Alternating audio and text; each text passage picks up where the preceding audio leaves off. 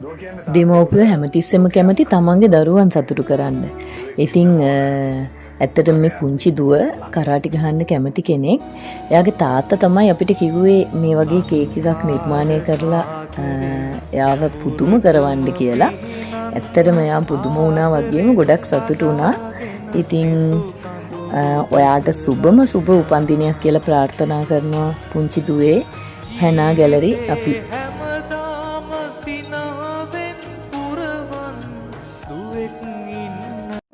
දෙමව්පියෝ හැමතිස්සෙම කැමති තමන්ගේ දරුවන් සතුටු කරන්න. ඉතින් ඇත්තටම මේ පුංචි දුව කරාටි ගහන්න කැමති කෙනෙක්. එයාගේ තාත්තා තමයි අපිට කිව්වේ මේ වගේ කේක් එකක් නිර්මාණය කරලා එයාව පුදුම කරවන්න කියලා. ඇත්තටම එයා පුදුම වුණා වගේම ගොඩක් සතුටු වුණා.